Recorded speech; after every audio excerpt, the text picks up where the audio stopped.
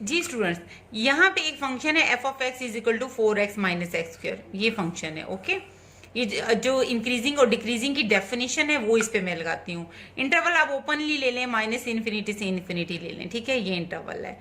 इसको ऐसे भी ले सकते हैं। इसका मतलब क्या है कि इसमें क्या एक्स के पूरी रियल लाइन, तमाम रियल नंबर शामिल है, कहाँ तक, minus infinity less than x less than infinity. ये एक्स इस सेट में क्या है, तमाम रियल नंबर्स हैं, माइनस और इन्फिनिटी से लेके इन्फिनिटी के दरमियान में आने वाले तमाम पॉइंट शामिल हैं। मैंने डिस्कस करना है इसमें कहाँ से वो इंटरवल मिलेगा जहाँ पे फंक्शन ये वाला इंक्रीजिंग होगा, और वो कौन सा पॉइंट होगा जहाँ पे वो डिक्रीजिंग होगा। तो स्टूडेंट्स, ये जो मैंने आपको सबसे पहले ग्राफिकली जो कॉन्सेप्ट दिया उसके थ्रू देखें, टेबल के थ्रू देखें, आप टेबल जो मैंने आपको बताया, ठीक हो गया। एक्स ले लें, ये माइनस इन्फिनिटी से इन्फिनिटी लिखे, माइनस इन्फिनिटी से इन्फिनिटी, जीरो दरम्यान में जीरो, ठीक है, 1 2 3 4 5 6 सोन, ठीक है ना। रियल नंबर्स क्या होते हैं, 0 1 2 3 4 5 6 राइट साइड पे, लेफ्ट साइड पे क्या होते हैं, -1 -2 -3 -4 सोन। ये एक्स एक्सिस लिख ली है, एक्स एक्सिस पे एक्स शो करते हैं, ठीक है, रियल नंबर्स, उस इनपुट डोमेन, और उसके कॉरेस्पॉन्डिंग क्या होती है, output range, y is equal to f of x होता है, ठीक है। ये मैंने इसमें अब इसमें सब्स्टिट्यूट करती जाती हूँ, पुट करती जाती हूँ, ठीक है। तो इसमें मैंने जीरो पुट करें, इसमें जीरो पुट करें तो जीरो आ जाता है, 1 पुट करें इस फंक्शन में, ये एफ ऑफ एक्स है, यहाँ पे लिख लिया आसानी के लिए, एफ ऑफ एक्स है आपके पास, इसको वाई भी कहते हैं, ठीक है, 4x माइनस एक्स स्क्वायर, ठीक है। इसमें जीरो पुट करें तो जीरो आता है, 1 पुट करें तो 3 आता है, 2 पुट करें तो 4 आता है, 3 पुट ये नहीं, 3 पुट करें 3 आता है, 4 पुट करें 0 आता है, 5 पुट करें -5 आता है, -1 पुट करें तो -1 पुट करें -5 आता है, -2 इसमें पुट करें -12 आता है, -3 पुट करें तो -21 आता है, ठीक हो गया। यानी इसमें ये एक्स मैंने पूरी माइनस इन्फिनिटी से इन्फिनिटी तक सारे नंबर जो हैं वो लिख लिए, और इसमें मैंने पुट करके ये मेरे पास उसकी ये डोमेन है, और पुट करने के बाद ये नंबर आ गए, ठीक है। अच्छा स्टूडेंट्स, अब वेरी वेरी इंपॉर्टेंट पॉइंट है इंक्रीजिंग और डिक्रीजिंग का, हम जो टॉपिक पढ़ रहे हैं ना, एक होता है क्रिटिकल पॉइंट। क्या होता है क्रिटिकल पॉइंट, वो क्रिटिकल पॉइंट ऐसा पॉइंट होता है जिस यानी अगर किसी फंक्शन में क्रिटिकल पॉइंट एग्जिस्ट करता है अगर, ठीक है, तो इसका मतलब है कि वहां पे फंक्शन इंक्रीजिंग और डिक्रीजिंग का कॉन्सेप्ट लाजमी होगा। यानी जहाँ पे आपके पास आप यानी उससे पहले फंक्शन, यानी उस क्रिटिकल पॉइंट को निकालने के लिए हम एफ डैश एक्स निकालते हैं, यानी फर्स्ट डेरिवेटिव निकालते हैं। ये एक पॉइंट आपको नया कॉन्सेप्ट देने लगी हूँ कि एफ है, इसको differentiate with respect to x करें, एफ डैश एक्स आ जाएगा 4 - 2x, ठीक है।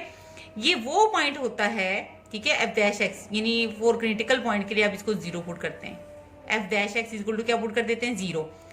इतना तो आपको ये कॉन्सेप्ट पता होगा, ये जो एफ डैश एक्स है ये डेरिवेटिव ऑफ द फंक्शन है, ठीक है। हमने स्लोप के सारे डेरिवेटिव के सारे कॉन्सेप्ट में लास्ट लेक्चर में पढ़ा हुआ है कि जो डेरिवेटिव है वो रिप्रेजेंट करता है slope of the tangent line को शो करता है, और जहां पे स्लोप जीरो आ जाए उसका मतलब ये है कि आपकी जो टेंजेंट लाइन है वो एक्स एक्सिस के क्या है, पैरेलल है, ठीक है। वो एक्सिस क्या है, पैरेलल है। ये वो पॉइंट है जहां पे क्रिटिकल पॉइंट, फिलहाल जिस तरह आप इंक्रीजिंग और डिक्रीजिंग का कॉन्सेप्ट समझ रही है ना, क्रिटिकल पॉइंट वो होता है जहां पे फंक्शन ना इंक्रीजिंग होता है ना वो डिक्रीजिंग होता है, ठीक है।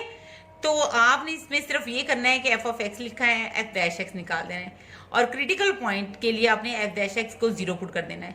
इसको जीरो पुट करें, देखिए आपके पास क्या आता है, पुट करें 4 - 2x is equal to 0, x आपके पास आ गया 2 पॉइंट आ गया। ये 2 जो है ये वो पॉइंट, एक्स 2 हो तो आपको ये भी होना चाहिए ना, इफ एक्स 2 हो तो वाई क्या होगा, ठीक है, if x is equal to 2 then y is equal to f of x. क्या फंक्शन है, 4x माइनस एक्स स्क्वायर, तो y में पुट करें क्या आता है, 4 आता है। तो आपके पास पॉइंट आ गया x2 आ गया, और y कितना आ गया, 4 आ गया। ये वो पॉइंट है जहां पे f डैश एक्स क्या होता है, जीरो, जहां पे f डैश एक्स क्या होता है, जीरो। और आपको पता है derivative represent the slope of the tangent line, ठीक है। स्लोप इस पॉइंट पे जब f डैश एक्स जहां पे जीरो होता है, slope parallel to x axis होती है, ठीक हो गया। अब यहाँ पे ये वो पॉइंट है, फिलहाल तो आप ये समझे ना कि ये जो मैंने x इज इक्वल टू 2 निकाला, एफ डैश एक्स को 0 पुट किया, x2 आ गया, इसको y में पुट कर दिया, तो ये मेरा पॉइंट आ गया रिक्वायर्ड 2 और 4। स्टूडेंट्स, ये वो पॉइंट है जहां पे फंक्शन ना इंक्रीजिंग होता है ना वो डिक्रीजिंग होता है, x2 हो, x क्या हो जब 2 हो। अब ये जो टेबल बनाया x2 कहाँ है, ये वो पॉइंट है, ठीक है, ये वो पॉइंट है, इसी ये वो पॉइंट है, टर्निंग पॉइंट इसे कह लें, क्या पॉइंट कर लें, टर्निंग पॉइंट कर लें। अब इससे बिफोर भी डिस्कस करेंगे, आफ्टर भी डिस्कस करेंगे। आप मैंने इसको एक्स नोड का नाम दे दिया है, इसके राइट वाले पॉइंट को सारा मैंने x1 x2 x3 x4 का नाम दिया है, और जो लेफ्ट साइड पे पॉइंट्स है उसको मैंने x1 prime x2 prime x3 prime सोन का नाम दिया है, ठीक हो गया। और अगर 2 जो है एक्स नोट है तो ये जो 4 आया है इसके कॉरेस्पॉन्डिंग फंक्शनल वैल्यू को एफ एक्स नोट का नाम दे दिया है। ये इसके x1 यानी जो 3 है इसके कॉरेस्पॉन्डिंग ये जो फंक्शनल वैल्यू है इसको मैंने एफ एक्स 1 का नाम दे दिया है। ये फंक्शनल वैल्यू को एफ एक्स 2 का नाम दे दिया है। x3 के कॉरेस्पॉन्डिंग इस फंक्शनल वैल्यू को एफ ऑफ x3 का नाम दे दिया है। इसको एफ एक्स 1 प्राइम, इसको ये जो वैल्यू आई है x2 प्राइम 0 के कॉरेस्पॉन्डिंग ये जो फंक्शनल वैल्यू आई है 0, इसको मैंने एफ एक्स 2 प्राइम और इसको एफ एक्स 3 प्राइम का नाम दे दिया, एंड सो ऑन। अब डिस्कशन मैंने की, ये देखें x3 प्राइम को जरा देखें, क्या है -1 है और ये 0 है। अब आपको ये तो पता है कि नेगेटिव नंबर जितना बड़ा होता है वो उतना ही छोटा होता है। नेगेटिव नंबर का इतना थोड़ा सा देखें, अगर कोई पूछे कि -5 है और -3 है, इन दोनों में बड़ा क्या है, आपने जल्दी से कहना है कि -3 बड़ा है, क्योंकि नेगेटिव नंबर जितना वो छोटा होता है उतना ही वो बड़ा होता है, ठीक है ना। यानी क्वांटिटी में जैसे ये 3 है ना और ये 5 है, लेकिन साथ में माइनस है, माइनस की वजह से ये जो -3 है ये -5 से क्या है, बड़ा है। और काउंटिंग का ये है कि हर अगर जैसे -57 है, मैं कहूँ इससे अगला नंबर लिखो, तो आपको पता होना चाहिए हर अगला नंबर जो होता है नेक्स्ट नंबर होता है वो 1 ऐड करके आता है। देखिए ना काउंटिंग पढ़ें, 1 1 + 1 2 2 + 1 3 3 + 1 4, और हर पिछला नंबर जो होता है वो 1 माइनस करके आता है। 2 से पिछला नंबर क्या होगा, 2 - 1 1, 1 से पिछला नंबर क्या होगा, 1 - 1 0, 0 से पिछला नंबर क्या होगा, 0 - 1 -1 होगा। -1 से पिछला नंबर क्या होगा, -1 -1 -2 हो जाएगा। -2 से पिछला नंबर क्या होगा, -2 और -1 कर दें तो क्या आ जाएगा, -3 आ जाएगा, ठीक हो गया। तो हमारे पास ये क्या है, हमारे पास स्टूडेंट्स ये पॉइंट्स हैं, ठीक है। अब इसको डिस्कस करते हैं कि -1 जो है, -1 जो है वो 0 से क्या है, वो 0 से छोटा है, ठीक है। x3 प्राइम जो है x2 प्राइम से छोटा है। -5 क्या 0 से छोटा है, यस। इससे क्या रिजल्ट निकला है कि fx3 प्राइम जो है वो fx2 प्राइम से छोटा है, ओके। अब यहाँ पे जरा देखें, इन दोनों को मैंने डिस्कस कर लिया है, ठीक है। अब इन दोनों को डिस्कस करो, इन दोनों को, x2 प्राइम और x1 प्राइम क्या है। 0 जो है क्या 1 से छोटा है, यस। इसका मतलब है x2 प्राइम जो है वो छोटा है x1 प्राइम से, ठीक हो गया। तो इसके ये जो 0 3 से छोटा है, यानी उसकी फंक्शनल वैल्यू भी डिस्कस करें, 0 3 से छोटा है, यानी fx2 प्राइम छोटी है fx1 प्राइम से, ठीक हो गया। अब यहाँ पे देखें x1 प्राइम और x2, इन दोनों को डिस्कस करो, इन दोनों को डिस्कस करो, ठीक है। क्या x1 प्राइम x नोट से छोटा है, देखें 1 2 से छोटा है ना, मैं लिख सकती हूँ x1 प्राइम छोटा है x नोट से, ठीक हो गया। अब 3 4 से छोटा है, यस, मैं लिख सकती हूँ fx1 प्राइम छोटा है fx नोट से। अब यहाँ पे इन दोनों को डिस्कस करो, x नोट क्या x1 से छोटा है, 2 3 से छोटा है, नो 2 3 से छोटा, तो सॉरी 2 3 से छोटा है, यस। x नोट x1 से छोटा है, 2 3 से छोटा है, ओके। x नोट छोटा है x1 से, ओके ओके ओके ओके। इसकी कॉरेस्पॉन्डिंग ये जो फंक्शन वैल्यू है 4 3 से छोटी है, नो 4 3 से बड़ा है, यानी fx नोट जो है वो बड़ी है fx1 से।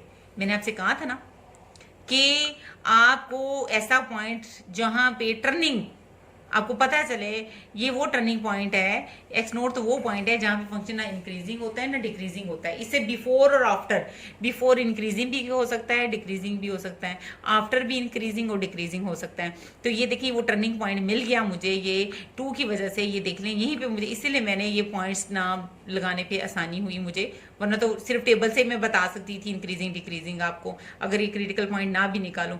तो क्रिटिकल पॉइंट वो पॉइंट होता है, ये देखें आपने इसका फर्स्ट डेरिवेटिव निकाला, उसको 0 पुट किया, x2 आ गया, ये वो पॉइंट है। देख लें इसके बाद वाले पॉइंट्स में फंक्शन क्या हो रहा है, इसके बाद में देखें क्या है, इसके बाद में आपने क्या लिया है, देखें आपने एक्स नोट और एक्स वन को देखें, 2 3 से छोटा है, 2 3 से छोटा का मतलब है एक्स नोट छोटा है एक्स वन से, 4 3 से बड़े का मतलब क्या है, एफ एक्स नोट बड़ा है एफ ऑफ एक्स वन से, ऐसे ही ना। अब इन दोनों को देखो, 3 छोटा है 4 से, इसका मतलब क्या है, एक्स वन छोटा है एक्स टू से, एक्स वन छोटा है एक्स टू से।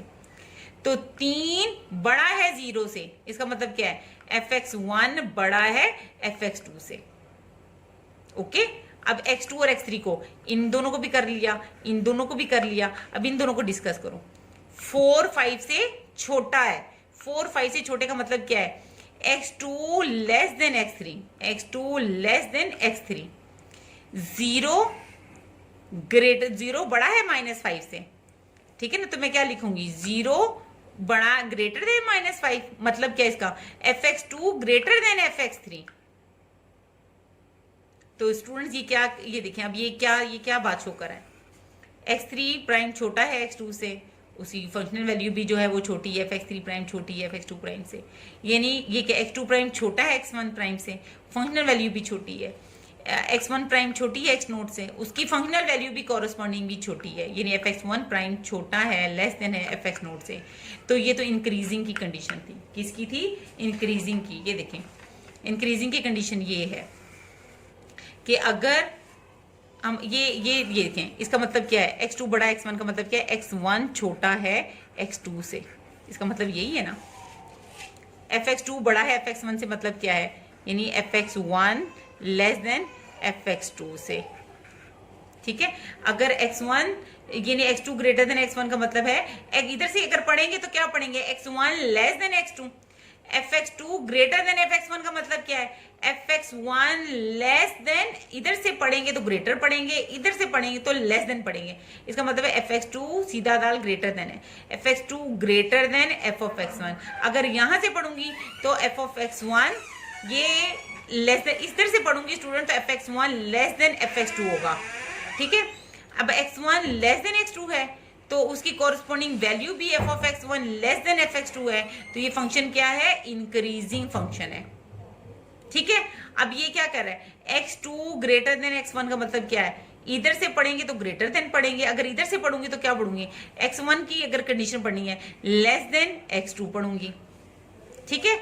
अब ये क्या कह रहा है, fx2 लेस देन fx1 है, मैं x1 के पॉइंट, यानी x1 को पहले मैंने किया ना, यानी x1 छोटा है x2 से, तो उसके कॉरस्पॉन्डिंग fx1 भी छोटा होगा fx2 से, x1 छोटा है x2 से, इसका मतलब यही है ना। तो इसको x1 में लिखना हो तो ये fx2 छोटा है लेस देन है, ये देखिए इसकी तरफ है ना, उल्टा डाल है ना, तो ये fx2 लेस देन fx1 पढ़ूंगी, और अगर इधर से पढ़ूंगी तो इसे कहूंगी fx1। अब इसकी तरफ फेस है, जिसकी तरफ फेस होता है वो बड़ा होता है, इसकी तरफ इसका फेस है तो fx1 ग्रेटर देन fx2 होगा, ठीक है। तो ये देखिए इंक्रीजिंग में अगर x1 छोटा है x2 से, कॉरस्पॉन्डिंग फंक्शनल वैल्यू भी छोटी है x2, तो फंक्शन इंक्रीजिंग है। अब x1 लेस देन x2 है, लेकिन इसकी corresponding functional value greater than fx2 है, तो फंक्शन क्या है, डिक्रीजिंग है, तो फंक्शन क्या है, डिक्रीजिंग है। तो ये देखने, अब x3 लेस देन x2 है, ये देखे ना, इसी तरफ जा रहे हैं ना, उसकी कॉरस्पॉन्डिंग फंक्शनल वैल्यू भी छोटी है, x2 छोटा है x1 से, कॉरस्पॉन्डिंग फंक्शनल वैल्यू भी छोटी है, तो ये जिस यहां तक पॉइंट्स के लिए, यानी इन पॉइंट्स के लिए फंक्शन क्या है, इंक्रीजिंग है। अब ये क्या है, x नोट x1 से छोटा है, x1 x2 से छोटा है, x2 x3 से छोटा है, लेकिन इनकी कॉरस्पॉन्डिंग फंक्शनल वैल्यूज क्या है, ग्रेटर देन है, तो ये फंक्शन क्या होगा, डिक्रीजिंग होगा, ये डिक्रीजिंग की कंडीशन को सेटिस्फाई कर रहा है। तो इस सूरत में क्या होगा, इस सिचुएशन में क्या होगा, फंक्शन डिक्रीजिंग होगा, डिक्रीज कर रहा होगा, ठीक है। अगेन ये देख लें इंक्रीजिंग की कंडीशन क्या है, ये देखें x2 जिस तरफ बच्चे फेस होता है उसका मतलब होता है ग्रेटर देन है, यानी x2 ग्रेटर देन x1। अगर इधर से x1 को पढ़ूंगी तो क्या पढ़ूंगी, x1 यानी इसकी तरफ बैक है ना, ये देखिए इसकी, तो ये क्या ये जिसकी तरफ फेस होता है वो बड़ा होता है, और जिसकी तरफ ये उसकी बैक होती है वो छोटा होता है। अगर इधर से लिखूंगी तो x2 ग्रेटर देन x1, और अगर x1 को लिखना होगा तो क्या लिखूंगी, x1 लेस देन x2। तो इधर से भी, यानी x1 के पॉइंट ऑफ व्यू से लिखना चाह रही हूं मैं, तो ये fx2 ग्रेटर देन fx1 है, तो इस तरफ फेस है ना, इस तरफ बैक है, जिस तरफ बैक होती है वो छोटा आता है। इसका मतलब है कि fx1 लेस देन fx2। अब ये x2 ग्रेटर देन x1, इसको इस तरह भी राइट कर सकते हैं x1 के पॉइंट ऑफ व्यू से कि ये x1 की तरफ इसकी बैक है ना, इसका मतलब है x1 लेस देन x2। बच्चे जिसकी जैसे अगर सपोज 2 है 1 है 1 और 4 है, 1 क्या छोटा है ना 4 से, तो मैं उसकी तरफ बैक कर दूंगी, जो बड़ा होगा उसकी तरफ फेस होगा, ठीक है ना। ए और बी है, अगर ए बी से बड़ा है तो ए की तरफ फेस कर दो अगर ए बड़ा है बी से, और अगर ए जो है बी से छोटा है ना तो ए की तरफ बैक कर दो, फेस बी की तरफ कर दो, ठीक है। अब यहाँ पे क्या है, x2 ग्रेटर देन x1, इसका मतलब क्या है, बैक इसकी तरफ है, x1 की तरफ है, x1 छोटा है लेस देन है x2 से, ठीक है। तो x1 के पॉइंट ऑफ व्यू से लिख रही हूँ, ये लिखा हुआ है fx2 लेस देन fx1, तो इसका मतलब क्या है, फेस किसकी तरफ है, fx1, यानी fx1 greater than fx2। Okay, तो ये डेफिनेशन x1 के पॉइंट ऑफ व्यू से याद कर लें तो ज्यादा बेस्ट है। अब इसका मतलब यही है, देख लें कि यहाँ पे फंक्शन क्या हो रहा है। अगर मेरे पास क्या है, x3 लेस देन x2 है और कोरस्पॉन्डिंग फंक्शन वैल्यूज भी ये देख लें, x1 x2 से छोटा है और अगर उसकी कोरस्पॉन्डिंग वैल्यू भी उससे छोटी है तो फंक्शन क्या होगा, इंक्रीजिंग होगा, ठीक है। अगर x3 x2 से छोटा है और उसकी फंक्शनल वैल्यू भी उससे छोटी है तो ये क्या होगा, फंक्शन क्या है, ये सारी वही कंडीशन है। x2 x1 से छोटा है, उसकी कोरस्पॉन्डिंग फाइनल वैल्यू भी छोटी है, x1 डैश x नोट से छोटा है, कोरस्पॉन्डिंग फाइनल वैल्यू भी छोटी है, तो फंक्शन क्या है, इंक्रीजिंग है। अब यहाँ पे क्या है, x1 x2 से छोटा है लेकिन इसकी फंक्शनल वैल्यू fx1 जो है वो ग्रेटर देन x2 से, तो फंक्शन क्या होगा, डिक्रीजिंग होगा।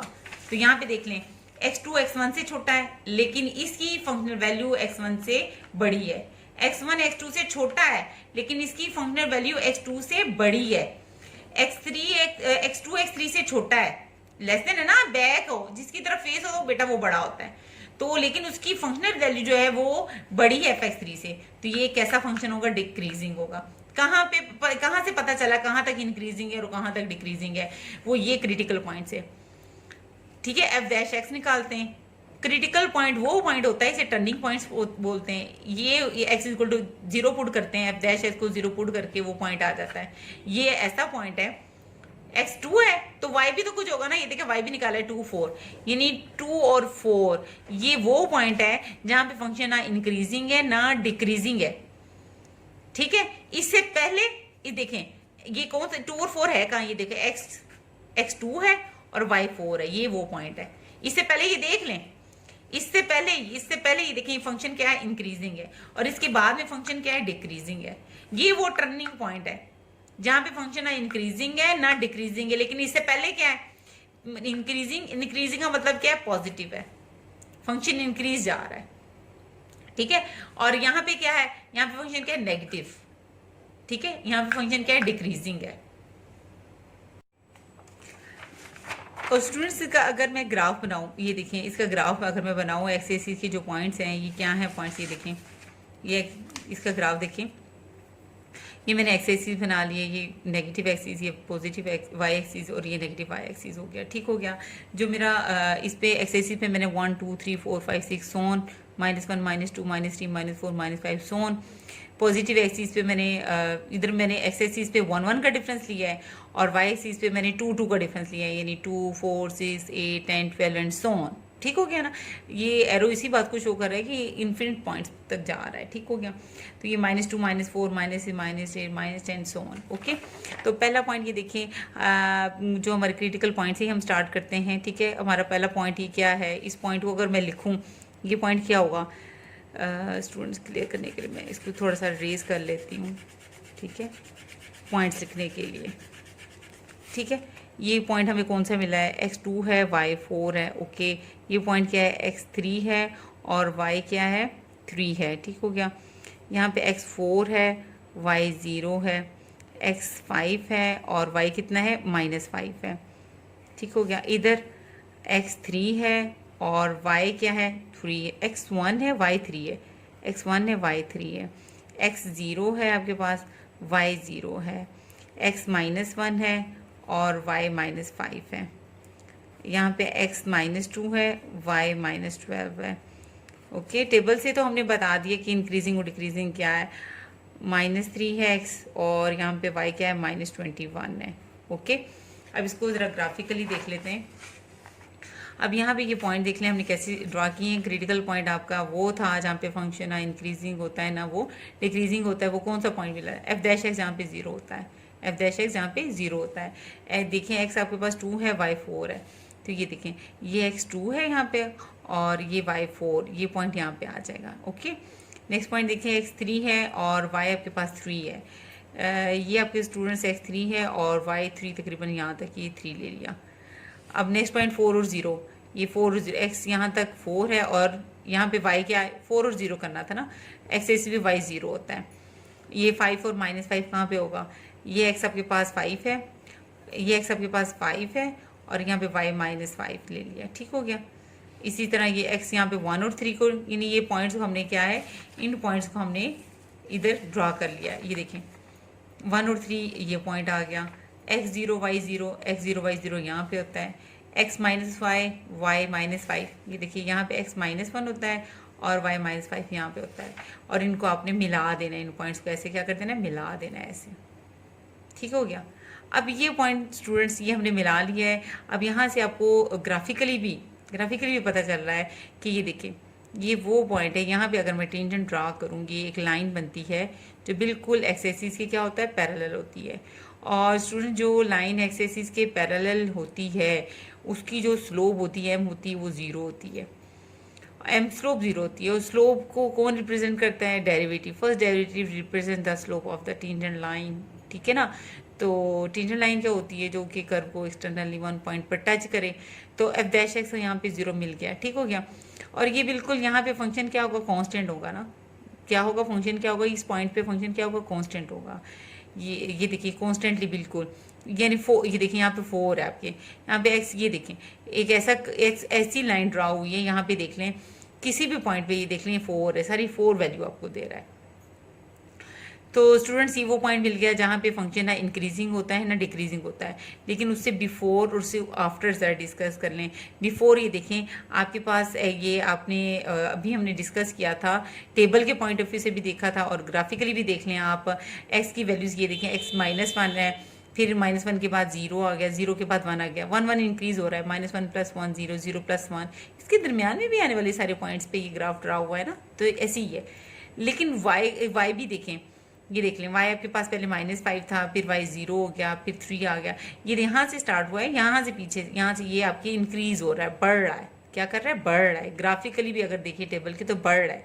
अब यहाँ पे क्या हुआ है, यहाँ पे फंक्शन क्या हो रहा है, नीचे की तरफ जा रहा है, डिक्रीज हो रहा है। फंक्शन क्या हो रहा है, डिक्रीज हो रहा है। ठीक है। एक्स की वैल्यू तो वैसे ही है, देखें एक्स की वैल्यू आपके पास 3 आई है। ठीक है ना। एक्स यहाँ पे 3 था, फिर 4 था, फिर 5 था, 3 4 और 5।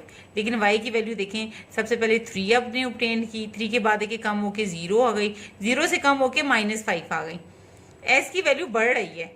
ठीक है। आप डेफिनेशन यही पढ़ी ना कि हमारे पास x1 छोटा हो x2 से, और अगर f(x1) भी छोटा हो f(x2) से, तो फंक्शन क्या होता है, इंक्रीजिंग होता है। क्या होता है, इंक्रीजिंग होता है। ठीक हो गया। अब यहाँ पे लेफ्ट साइड पे कंडीशन सेटिस्फाई है। ये देखें आपका -1 जो है 0 से, इन दो पॉइंट्स को अगर मैं डिस्कस करूँ, -1 0 से छोटा है, उसकी कोरस्पॉन्डिंग जो फंक्शनल वैल्यू -5 भी 0 से छोटी है। ठीक है। ये XY पॉइंट होते हैं ना। अब ये देखिए 0 1 से छोटा है, कोरस्पॉन्डिंग y जो 0 है वो भी 3 से छोटा है, तो ये फंक्शन इंक्रीज कर रहा है। वैसे भी आपको पता चल रहा है नीचे से कर रहे हैं, वैल्यू बढ़ रही है, इस तरह इंक्रीजिंग पे जा रही है। ठीक है। और यहाँ पे देखें डिक्रीजिंग की कंडीशन क्या थी, अगर x1 छोटा हो x2 से, लेकिन कोरस्पॉन्डिंग फंक्शनल वैल्यू जो है वो बड़ी हो f(x2) से, तो फंक्शन क्या होता है, डिक्रीजिंग होता है। क्या होता है, डिक्रीजिंग होता है। अब ये देखें, अब x1 देखें, अब x1 जो है 3 जो है वो इन दो पॉइंट्स को अगर डिस्कस करें, यहाँ ये देखना है कि ये डिक्रीज कर रहा है कि इंक्रीज कर रहा है। पॉइंट्स को अगर आपने डिस्कस करना है, ये देखें 3 जो है वो 4 से छोटा है, लेकिन उसकी कॉरस्पॉन्डिंग जो वैल्यू है 3 जो है वो 0 से बड़ी है, तो इट मीन्स दैट फंक्शन क्या है, डिक्रीजिंग है। ये वाली कंडीशन होल्ड कर रही है ना बेटा। ये जो कोऑर्डिनेट्स होते हैं ना आपके पास x और y वाले, इसका मतलब होता है ये x है और y is equal to f of x होता है, ठीक है। ये आपकी इनपुट होती है, ये आउटपुट होती है, ये इनपुट होती है, ये आउटपुट होती है। तो डिक्रीजिंग की कंडीशन बेटा कितनी खूबसूरत है, यहाँ पे देखें 3 4 से छोटा है, लेकिन ये जो y है ये कोरस्पॉन्डिंग फंक्शनल वैल्यू है जो 3 है, ये 3 0 से छोटी है, डिक्रीज हो रही है। क्या हो रही है? डिक्रीज है। देखिए ना y की वैल्यू पहले यहाँ पे थी, फिर यहाँ पे आ गई, 0 पे आ गई। पहले y यहाँ पे 3 था, y 3 था, फिर 0 पे आ गया। तो फंक्शन क्या है आपके पास? Decreasing. Slope of a line, students हम पढ़ चुके हैं कि स्लोप क्या होती है? राइज ओवर रन होती है, यानी vertical distance divided by horizontal distance, tan alpha. इसका हम डिटेल से पढ़ चुके हैं। एक लाइन अगर पैरेलल है किसके? एक्स एक्सिस के, ठीक हो गया। यानी ये देखें, ये एक लाइन, ये एक्स एक्सिस है, ये लाइन एक्स एक्सिस की क्या है? पैरेलल है। तो अल्फा उस वक्त क्या होगा? एंगल क्या बनेगा? एक्स एक्सिस पे एंगल क्या बनेगा? 0 बनेगा ना। ये सारा एंगल कौन सा है? 0 है। ये जो लाइन है, ये वाली लाइन, इसको एल का नाम दिया है, ये एक्स एक्सिस के पैरेलल है। अब बताना ये चाह रही हूँ कि ऐसी लाइन जो कि एक्स एक्सिस के पैरेलल होती है उसकी स्लोप 0 क्यों होती है? क्योंकि एम क्या होता है? tan अल्फा, ठीक है, हम पढ़ चुके हैं एम tan अल्फा है। तो tan अल्फा क्या है? इधर 0 है, तो tan 0 0। और आपको पता है स्लोप जो है वो किसको? डेरिवेटिव को रिप्रेजेंट करती है, डेरिवेटिव स्लोप को रिप्रेजेंट करती है। Derivative represent the slope of the curve, और यहाँ पे कर्व क्या है? एक लाइन है जो कि एक्स एक्सिस के पैरेलल है। m 0 है तो f डैश एक्स भी 0 होगा, ठीक हो गया। तो जब भी हमारे पास ऐसी लाइन जो कि एक्स एक्सिस के पैरेलल होगी, ठीक है, वो उसकी स्लोप क्या होगी? डायरेक्ट हम लिख लेंगे m equal to 0, f dash x equal to 0, ठीक हो गया। अब एक और यहाँ से हम रिजल्ट निकालने लगे हैं। ये देखें, ये एक मैंने एक सपोज किया, एक इंटरवल ले लिया 1 से लेके 5 तक, और मेरे पास कोई कर्व है, फंक्शन है y is equal to 4, y is equal to f of x होता है ना, वो 4 है। 1 2 3 4 5 तक मेरे पास इंटरवल है, ठीक है। y is equal to 4 function है। अब इसमें 1 पुट करें 4 आएगा, 2 पुट करें 4 आएगा, 3 पुट करें 4 आएगा, 5 पुट करें 4 आएगा। अब ये देखिए, यहाँ से अगर मैं इसको ड्रा करूँ, ये 1 है और ये 5 है, 5 तक इंटरवल है। तो इसका इंटरवल ले लें, ये देखें आप ले लें, ये 2, ये 1, ये 3। अब 1 पे कितना है? 4 है, 1 पे आप 4 ड्रा कर लें। 2 पे क्या है? 2 पे भी 4 है, 3 पे भी 4 है, 4 पे भी 4 है, इसको ज्वाइन कर दें। 5 पे भी 4 है, इस सबको ज्वाइन कर दे, रेड लाइन, ये कर्व बनेगा, ठीक है। तो ये कैसा फंक्शन है? ये कांस्टेंट फंक्शन है, इसमें चेंजेस आ रहे, ना ये इंक्रीज हो रहा है ना ये डिक्रीज हो रहा है, ना ये इंक्रीज हो रहा है ना ये डिक्रीज, ये कांस्टेंट फंक्शन है, इसकी वैल्यू सेम है, 4 है। 1 से लेके 5 तक फंक्शन की वैल्यू में चेंज नहीं आ रहा। 1 से लेके 5 तक के दरमियान में हर पॉइंट पे उसकी वैल्यू 4 आ रही है, फंक्शन में चेंज नहीं आ रहा, इसलिए वो एक कांस्टेंट फंक्शन है। ना वो इंक्रीज हो रहा है फंक्शन, ना वो डिक्रीज हो रहा है, ना बढ़ रही है ना कम हो रही है। 1 से लेके 5 तक उसकी वैल्यू सेम 4 है, तो ये क्या है? कांस्टेंट फंक्शन है। और इसके किसी भी कांस्टेंट फंक्शन के किसी भी पॉइंट पे अगर मैं टेंजेंट ड्रा करूं तो वो एक्स एक्सिस के पैरेलल हो जाती है, और अगर एक्स एक्सिस के पैरेलल हो जाती है तो मुझे कुछ भी सोचने की जरूरत नहीं है। ये देखिए मैंने निकाल दिया, उसकी स्लोप भी 0 होती है और एफ डैश एक्स भी 0 होता है। एफ डैश एक्स क्यों 0 होता है? क्योंकि derivative represent the slope of the curve. अगर स्लोप 0 है तो इसका मतलब है डेरिवेटिव भी 0 है, ठीक हो गया। तो ये जो लाइन है, इस पॉइंट, किसी भी पॉइंट पे जितने मर्जी टेंजेंट बना लूं, वो एक्स एक्सिस के पैरेलल आ रही है, पैरेलल आ रही है तो भाई स्लोप 0 है, और अगर स्लोप 0 है तो उसका फर्स्ट डेरिवेटिव भी 0 होगा, ठीक होगी। तो ये वो केस था जब ईच टेंजेंट लाइन है 0 स्लोप कब होती है? यहाँ पे कांस्टेंट फंक्शन पे। ये देखा ना, यहाँ पे जितने मर्जी आप टेंजेंट करा करने, उसकी स्लोप क्या होगी? 0 होगी। यहाँ पे यहाँ पे यहाँ पे यहाँ पे क्यों 0 होगी? क्योंकि वो टेंजेंट लाइन एक्स एक्सिस के पैरेलल आ रही है, ठीक हो गया। और ये फंक्शन सामने से अगर कोई इस तरह सीधी लाइन हो, हम इसको कांस्टेंट बोलेंगे। कांस्टेंट क्यों बोलेंगे? इसको कांस्टेंट क्यों बोलूंगी? क्योंकि 1 से लेके 5 तक की सबकी वैल्यू 4 है। 1 2 3 4 5 तक वैल्यू, यानी वो फंक्शन की जो वैल्यू 4 है, ना उस पर इंक्रीज हो रहा है ना डिक्रीज हो रहा है, ठीक है। तो ये फंक्शन क्या है? कांस्टेंट है। और कांस्टेंट के किसी भी पॉइंट पर अगर आप एक टेंजेंट लाइन ड्रा करो तो वो एक्स एक्सिस के पैरेलल आ जाती है। एक्स एक्सिस के पैरेलल आ जाती है तो ये 2 पॉइंट हम इजीली लिख लेते हैं कि उसकी स्लोप 0 है, उसका फर्स्ट डेरिवेटिव भी क्या है? स्लोप 0, तो फर्स्ट डेरिवेटिव भी 0 है। अब ये एक लाइन मैंने ले ली वाई एक्सिस के पैरेलल, ये वाई एक्सिस के पैरेलल ले ली, वाई एक्सिस के पैरेलल ली है तो एक्स एक्सिस पे परपेंडिकुलर है, वो 90 डिग्री एंगल बनाती है। एल पैरेलल है वाई एक्सिस के। एम क्या होता है? tan alpha. अल्फा क्या है? 90 डिग्री। 90 डिग्री tan क्या होता है? इन्फिनिटी। इन्फिनिटी का मतलब क्या है? अनडिफाइंड है। यानी इसकी स्लोप अनडिफाइंड है। अगर कोई लाइन y एक्सिस के पैरेलल है तो उसकी स्लोप क्या है, अनडिफाइंड है।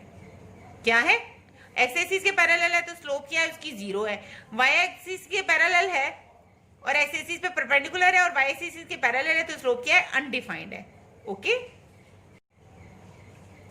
हम जरा इंक्रीजिंग स्लोप पढ़ लेते हैं कि इंक्रीजिंग स्लोप कैसी होती है, जरा ग्राफिकली हम देख लें, ठीक है ना। अब ग्राफ तो आपको ड्रा करने आ गए कि हम x की वैल्यूज देते हैं, उसकी कॉरस्पॉन्डिंग y की वैल्यूज आती है और उन पॉइंट्स को यानी x की वैल्यूज हम x की कॉरस्पॉन्डिंग y की वैल्यूज को आती है, पॉइंट्स बना लेते हैं और उसको ज्वाइन करते हैं और एक ग्राफ ड्रा हो जाता है, ठीक है ना। तो ये लाइन ऐसे नहीं बन जाती, ये x की वैल्यू पे यहाँ पे आई होगी, y पे यहाँ पे आया होगा, x जब 2 होगा तो y की यहाँ पे वैल्यू आई होगी, x 3 होगा तो y की यहाँ वैल्यू आएगी, 4 होगा तो y की वैल्यू यहाँ ये होगी, 5 होगा x तो y की वैल्यू ये होगी और उसको हमने ज्वाइन करके ये बना दिया। ठीक हो गया, ये हमने ज्वाइन करके बना लिया। तो लोअर से बेटा अब दिमाग में मैंने आपको कितने तरीकों से हम दे सकते हैं। अब ये पहला पॉइंट तो ये है जो मैंने अभी आपको फ्रेशली समझाया है। देखें x की वैल्यू क्या हो रही है, 0 से 1 गई, 1 से 2, 2 से 3, 3 से 4, 4 से 5 बढ़ रही है। ठीक हो गया।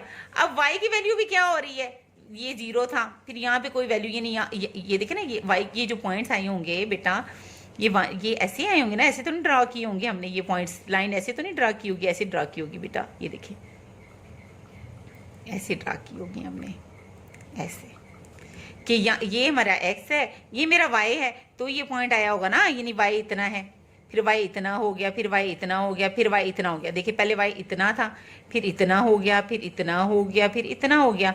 y भी क्या है, x पहले इतना था, फिर इतना हो गया, फिर इतना हो गया, फिर इतना हो गया, फिर x भी देखें यहाँ, ये देखें इंक्रीज। और कितने वे से बेटा हम देख सकते हैं कि फंक्शन इंक्रीजिंग है या डिक्रीजिंग है ग्राफिकली, बहुत मेथड्स हैं। ये देखें यहाँ से देखें x की वैल्यूज क्या हो रही हैं, इंक्रीज हो रही हैं। पहले 1 तक था, फिर 2 तक था, फिर 3 तक था, फिर 4 तक था, फिर 5 तक था। फिर क्या हुआ, y की वैल्यू यहाँ पे यहाँ तक आई, फिर यहाँ तक आई, फिर यहाँ तक आई, फिर यहाँ तक आई है। अगर s की इंक्रीज हो रही है तो y की भी इंक्रीज हो रही है कॉरस्पॉन्डिंग, ठीक है ना। इसका मतलब क्या है, ये फंक्शन क्या है, इंक्रीजिंग है। एक पॉइंट ये हो गया। फिर मैंने आपको ये बताया, ये पॉइंट यहाँ पे आ गया। अब सपोज कर लो यहाँ तक आप इस तरह करो, ये 2 ले लो, यहाँ तक आप 4 ले लो, यहाँ तक आप 6 ले लो, यहाँ तक आप स्टूडेंट्स 8 ले लो, ठीक है। तो ये पॉइंट क्या आएगा आपके पास, ये आपके पास पॉइंट आ जाएगा 1 और 2, ठीक है। ये पॉइंट आपके पास क्या आ जाएगा, 2 और 4 आ जाएगा। इस तरह ये पॉइंट आए होंगे। तो ये क्या है, ये फंक्शन क्या हो रहा है, इंक्रीज हो रहा है ऊपर, ठीक है। इंक्रीजिंग, ये लाइन कैसी बन रही है, इंक्रीजिंग लाइन बन रही है, ठीक है। फिर आपको पता है ये एक लाइन बन रही है और इसमें क्या स्टीपनेस है, तो ये स्लोप को शो करेगा। स्लोप इसी तरह की होती है ना, स्लोप को जो मैंने कंसेप्ट दिया था कि एक सीढ़ी की तरह ले लें कि एक इसका ग्राउंड होगा और ये इसकी वर्टिकल वॉल होगी, ठीक हो गया। तो इंक्रीजिंग लाइन जो है अपना माइंड में, अब देखें लाइन तो मैंने बना दी और उसको मैंने आपको बता दिया कि सीढ़ी से मसाल भी दे दी कि सीढ़ी की तरह ही है। तो इंक्रीजिंग में क्या होता है, इंक्रीजिंग में बेटा अब इंक्रीजिंग मीन इंक्रीजिंग का मतलब समझाने लगी हूँ, ठीक है। इंक्रीजिंग का मीनिंग अब समझाने लगी हूँ मैं आपको कि इंक्रीजिंग की जरा स्लोप का, पहले तो ये देखें ना कि इंक्रीजिंग की शेप कैसी होती है।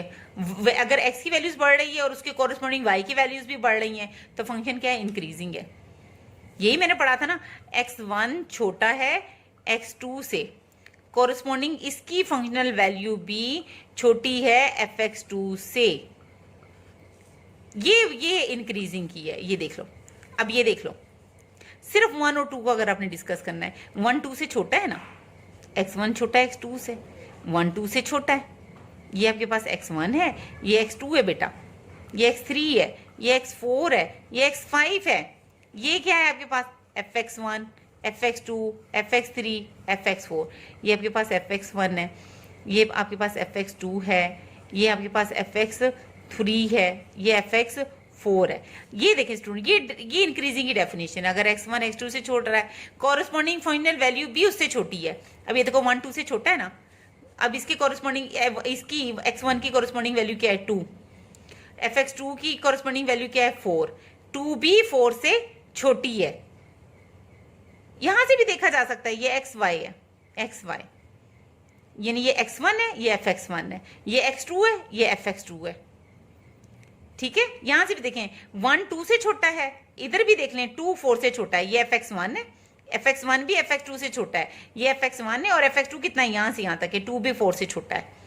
तो फंक्शन ये क्या है, इंक्रीजिंग है। इंक्रीजिंग में क्या होता है, छोटे से देखें यहाँ से स्टार्ट किया और आगे की तरफ बढ़ते जा रहे हैं, बढ़ते जा रहे हैं, बढ़ते जा रहे हैं। अगर x में चेंज आ रहा है पॉजिटिवली तो y में भी पॉजिटिवली चेंज आ रहा है।